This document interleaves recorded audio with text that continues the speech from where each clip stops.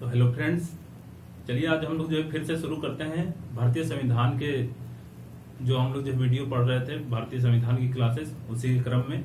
तो आज हम लोग को पढ़ना है कि क्या फीचर्स हैं हमारे हमारे कॉन्स्टिट्यूशन के, जो भारतीय संविधान है उसकी क्या विशेषता है। तो हमको वो पढ़ना है, विशेषता, संविधान की विशेषता। भारतीय संविधान की, हम भारतीय लिख नहीं रहे हैं, केवल संविधान लिख रहे हैं। संविधान की विशेषता, ये सवाल आपको प्री से लेके मेंस तक में देखने को मिलते हैं, तो आप ध्यान से समझिएगा। देखिए क्या विशेषता रहे हैं, तो एक एक पॉइंट बाय पॉइंट जो है हम लोग इस पे कवर करेंगे, ठीक है। तो सबसे पहली जो विशेषता हम जो है आपको बताते हैं वो ये हुई है कि जो है भारत का जो संविधान है वो सबसे लंबा लिखित संविधान है। सबसे पहली विशेषता तो यही है, देखिए, सबसे लंबा लिखित संविधान, यानी कि लॉन्गेस्ट रिटन कॉन्स्टिट्यूशन, लिखित संविधान। शायद दिख न रहा हो, मार्कर बहुत स्लो चल रहा है। सबसे लंबा लिखित संविधान, तो हम जानते हैं कि हमारे जो है संविधान में कुल 395 अनुच्छेद, 8 अनुसूचियां और 8 अनुसूचियां और 22 भाग शामिल थे मूल रूप से, ठीक है। अनुच्छेद अनुसूची, ठीक है। 395 अनुच्छेद, 8 अनुसूची और जो है 22 भाग शामिल थे, जो कि वर्तमान में जो है बढ़ के क्या हो गया है। अगर मूल रूप से संख्या की बात की जाए तो 395 में ही है, और अनुसूची 12 हो गई है, 22 जो है भाग, अभी भी जो है 22 भाग जो है वो बढ़ के 25 भाग हो गए हैं। तो इसकी अगर जो है लिखित संविधान के बारे में जो सबसे, ये इससे कंफ्यूज ना हो जाइएगा कि जो है 395 अभी जो है कई लोग बोलते हैं कि 448 है, 448 प्लस हो गई है। तो ये तब बोला जाता है जब जो है बोल दिया जाए कि जो है अपने भारतीय संविधान में कितने अनुच्छेद हैं, कुल कितने अनुच्छेद है कुल, तब 448। यदि ऑप्शन में होगा तो ठीक है, नहीं होगा तो 395 ही माना जाएगा। यदि बोल दे कि जो है पूरी संशोधन से लेके, मतलब जो ऐसे सवाल बोल दे कि मूल रूप से संविधान में कितने अनुच्छेद हैं, तो 395। अगर बोला जाए कि संविधान में अनुच्छेदों का अंकीय मान कितना है, तो भी 395, ठीक है। क्योंकि ये जो 448, जैसे कि मान लीजिए 21 अनुच्छेद था, अब 21 ए आ गया, 21 में ही एक बढ़ गया, तो इसको 396 गिना जाने लगा।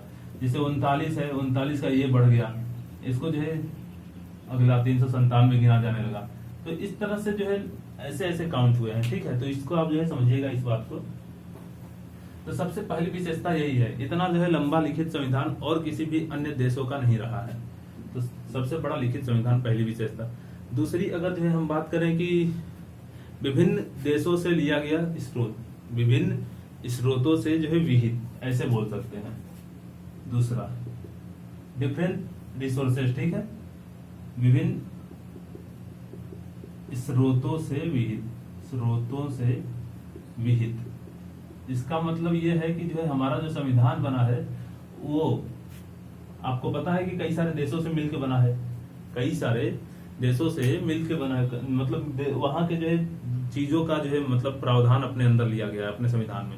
जैसे कि जो है हमने बताया था, जापान, अमेरिका, ब्रिटेन, आयरलैंड, ऐसे ऐसे जो है सब देशों से जो है मिलकर लिया गया है। तो इस पे अगर आपको लिखने हो तो आप जो है 2-2 लाइन लिख सकते हैं कि जापान से जैसे हमने जो है विधि द्वारा स्थापित प्रक्रिया लिया, उस जर्मनी से हमने आपातकालीन प्रक्रिया ली है, ठीक है। आपातकालीन प्रक्रिया में भी क्या, मूल अधिकारों का निलंबन। तो इस तरीके से 1-2 पॉइंट लिख के इसको 2 लाइन में खत्म कर सकते हैं, ठीक है, क्योंकि बहुत सारे पॉइंट हैं इसमें विशेषता में। तो अब जो हमारे इतिहासकार हैं, विभिन्न देशों से लिए जाने के कारण जो भीमराव अम्बेडकर हैं वो इसको उधार की थैला कहते हैं, भारतीय संविधान को उधार की थैला। और इसी को जो है अन्य जो लोग हैं, वो अन्य जो संविधान निर्माता या फिर जो अन्य विचारक जो हैं, वो लोग बोलते हैं भानुमति का पिटारा। संविधान को ही बोला जाता है भानुमति का पिटारा।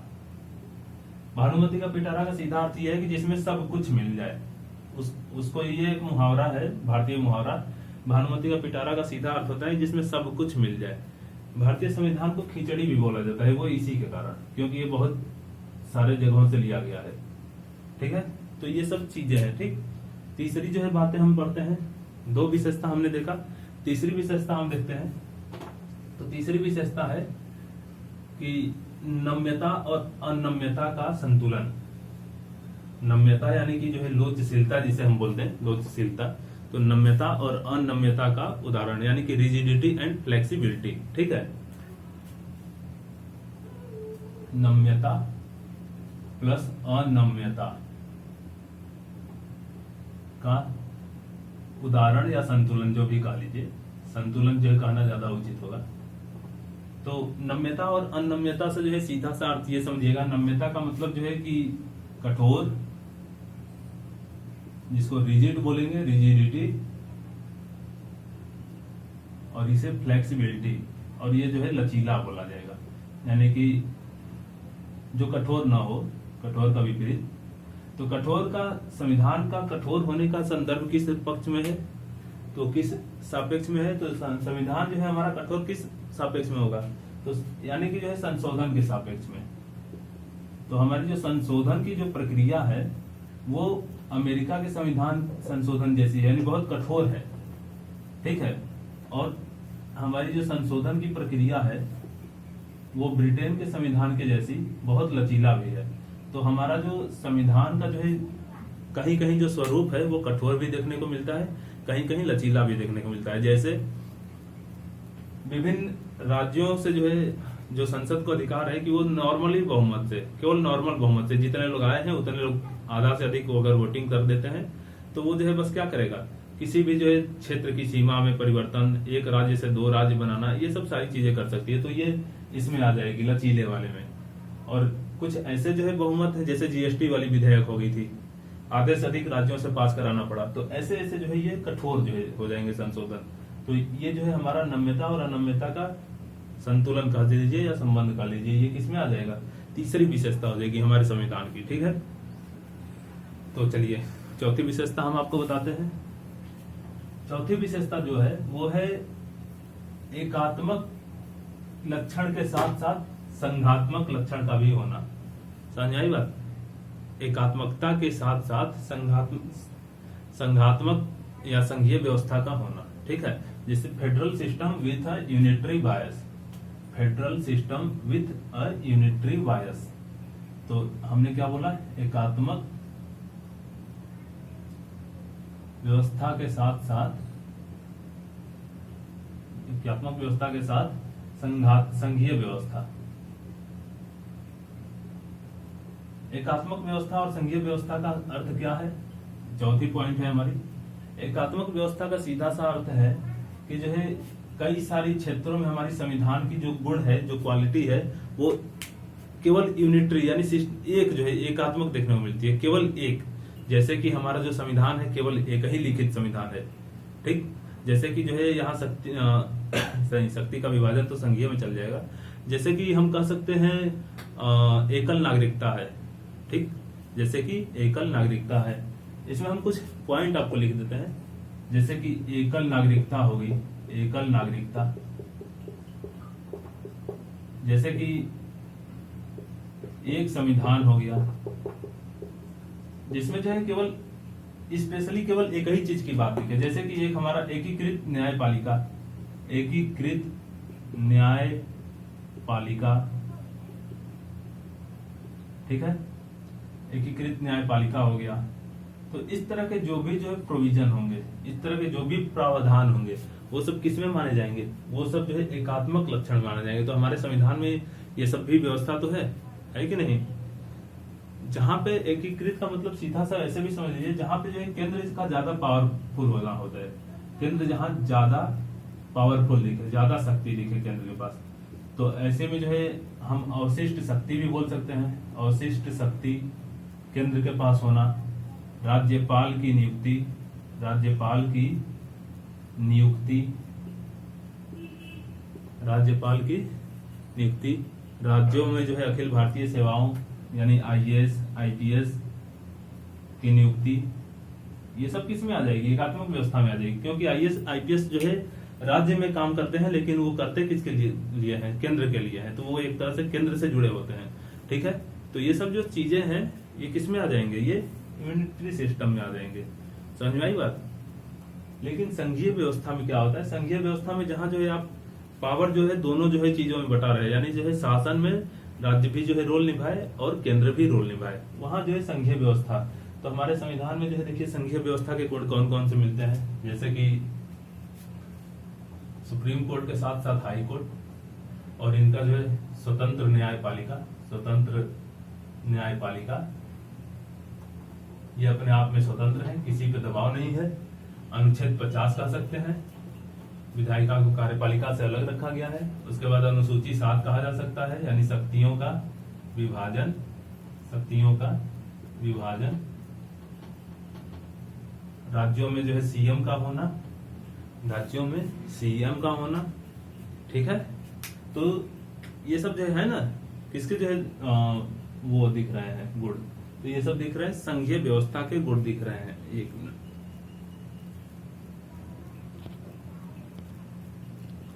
ठीक, तो हमारे संविधान में देखें ये भी चीजें देखने को मिलती हैं और ये भी चीजें, ये हमारा एक जो है विशेषता होगी। समझ में आई बात। संघीय व्यवस्था में आप एक दो चीजें और चाहे तो लिख सकते हैं, जैसे कठोर संविधान, संविधान की सर्वोच्चता हो गई, संविधान की सर्वोच्चता। ठीक है, इस वाले में आप आपातकाल भी जोड़ सकते हैं। चलिए हम लिख नहीं रहे हैं, आप जोड़ सकते हैं, आपातकालीन प्रावधान जोड़ सकते हैं। ठीक है, तो ये सब जो चीजें हैं ये सब सभी देखने को मिलते हैं। ठीक है, कभी कभी एकात्मक और जो है संघीय व्यवस्था भी जो है पूछ ली जाती है कि इनमें से कौन सी एकात्मक व्यवस्था, एकात्मक सरकार व्यवस्था की जो है लक्षण नहीं है, तो इसमें से कोई भी एक दे के चौथा ये दे सकता है। तो आप जो है ये समझते रहे, जानते रहेंगे, तभी आप जो है कर पाएंगे। ठीक है,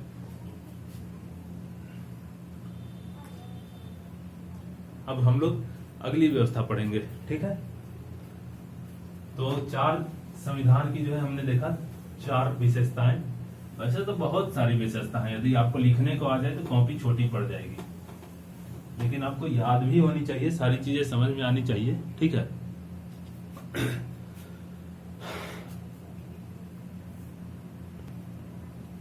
तो हम लोग जो है अगली विशेषता पे जो है बात करते हैं। तो संघवाद वाली होगी, तो कभी एक जो है अगर देखा जाए तो 2-3 पॉइंट बता देते हैं हम आपको, क्योंकि वो सब चीजें जो है कभी ना कभी एग्जाम में पूछे हुए हैं। तो जैसे कि एक व्यक्ति है केसी वेरे, या फिर वीयर भी कहीं कहीं लिखा जाता है, वीयर। तो ये केसी वीयर जो है एक बात बोले हैं कि ये जो भारतीय संविधान है वो तो न तो संघवाद है न तो एकात्मक है, ये इन दोनों के बीच संतुलन साधे हुआ है, इसलिए ये इसे अर्ध संघवाद बोलते हैं। अर्ध संघवाद क्या बोलते हैं केसी वेरे, अर्ध संघवाद। तो ये जो है सवाल पूछा गया है कि अर्ध संघवाद किसने बोला है। ठीक है,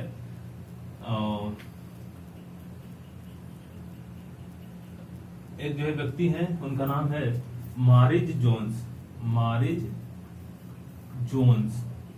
इन्होंने भारतीय संविधान को बार्गेनिंग फेडरलिज्म, बार्गेनिंग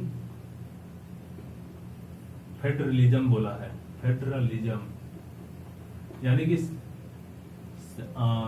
समझौतापूर्ण संघवाद। ठीक है, ऐसा संघ जिसमें समझौता हुआ हो, ये जो है मारिस जोन्स ने बोला है। ऑस्टिन, ऑस्टिन का नाम हमने पहले भी लिया है। ऑस्टिन ने जो कांग्रेस की सभा, जो सभा थी संविधान सभा, उसको कांग्रेस का प्रभुत्व बताया था। ठीक है, तो ऑस्टिन ने क्या बोला है, ऑस्टिन बोलते हैं कि यह सहकारी संघवाद है। ये जो है कई बार एग्जाम में पूछा गया है, सहकारी संघवाद, कोऑपरेटिव फेडरलिज्म, सहकारी संघवाद, इसको क्वासी फेडरलिज्म बोलते हैं। अर्ध संघवाद मतलब क्वासी फेडरलिज्म, ये बार्गेनिंग फेडरलिज्म, और ये कोऑपरेटिव फेडरलिज्म यानी कि सहकारी संघवाद, ऑस्टिन ने बोला है। तो ये सब कई बार पूछे हुए हैं, आपको जो है ये सब चीजें ध्यान होनी चाहिए। एक व्यक्ति और है जिनका नाम है आइवर जेनिक्स, आइवर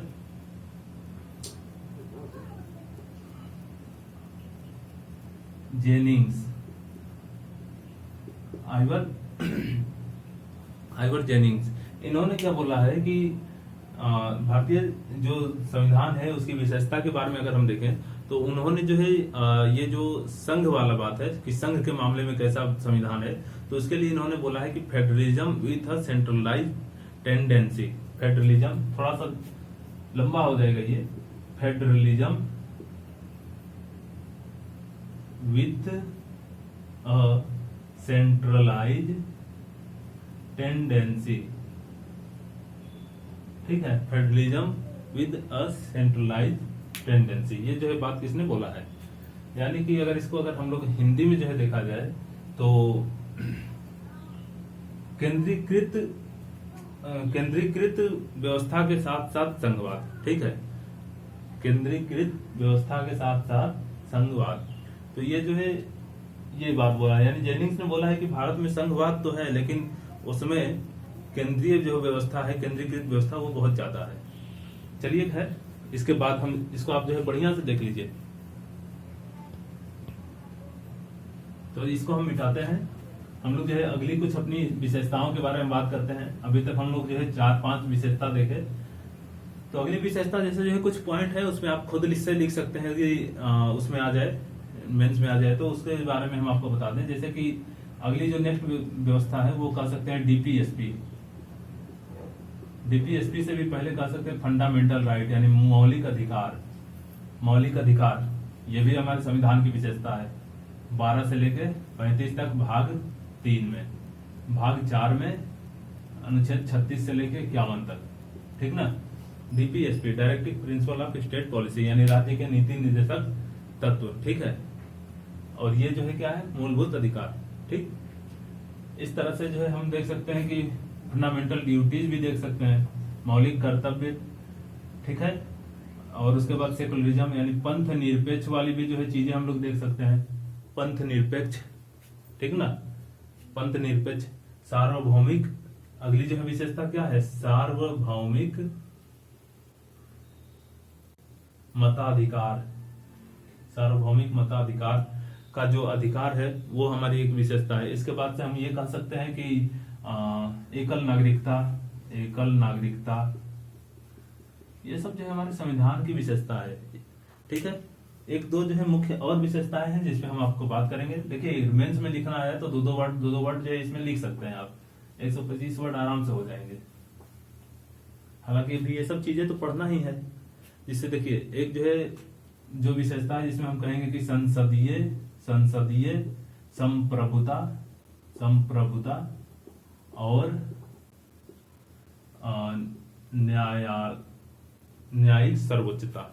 न्यायिक सर्वोच्चता में समन्वय, न्यायिक सर्वोच्चता में समन्वय, ठीक है। यानी कि ये जो संसदीय संप्रभुता है यानी पार्लियामेंट्री जो सोवरेनिटी है, और न्यायिक सर्वोच्चता यानी कि इंडिपेंडेंसी ऑफ जुडिशरी, ठीक, नहीं सुप्रीमेसी ऑफ जुडिशरी, इन सभी में जो है दोनों में क्या बैलेंस जो है कैसे है, ये भी हमारी एक विशेषता है, ठीक है।